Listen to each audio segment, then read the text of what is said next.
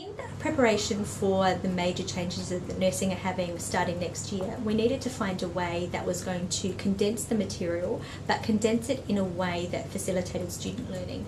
So we're actually having to combine the whole course that ran across 2 semesters into 1 semester course.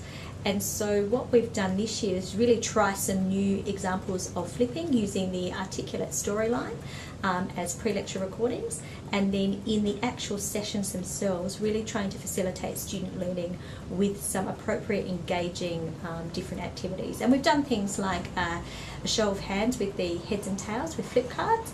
We've done some images where the students have had to make cells out of post-it notes. The biggest challenge for me was trying to flip a class with students that have only just started university. So we were doing this flipping in lecture 2 and 3 and going right through to about lecture 18. So very, very early on with first year students, they're not quite sure what uni is all about, and then I'm asking them to draw pictures and to play games and to do heads and tails and all those sorts of things.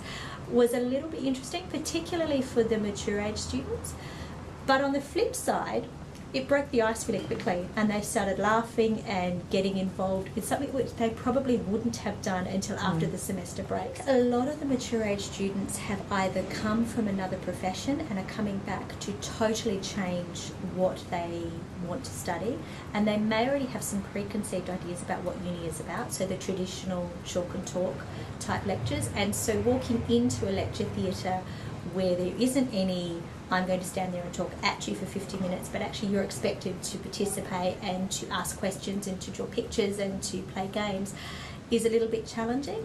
The first couple of lectures was hard with them, but towards the end they were the ones that were the leaders and were quite happy to get up there and ask the questions and make sure that I was going back over things if they didn't understand. So I think it worked really well towards the end. Do it. Talk to other people. Fear is your biggest inhibitor. I was absolutely terrified. The night before I did this, thought, I can't do this. I can stand up in front of people and I can talk about my topic and not even bat an eyelid.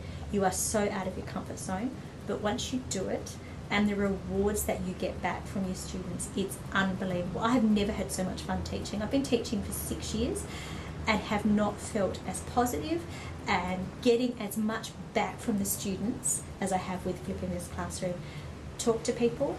It doesn't have to be really complex. You can do really simple games, heads and tails, with questions on the board. Is this true or is this false? If you think it's true, hands in the air. If you think it's false, hands on the thumb.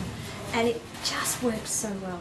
So fear is the biggest inhibitor. And once you get past that, it's all good. So Rachel, can you give us your concluding comments? Don't let fear hold you back. The students are so responsive. Yes, the first time you do it, you're nervous, you shake, it's really out of your comfort zone, but the students give you so much more and your teaching becomes more fun, more rewarding, and I can't go back to chalk and talk lectures.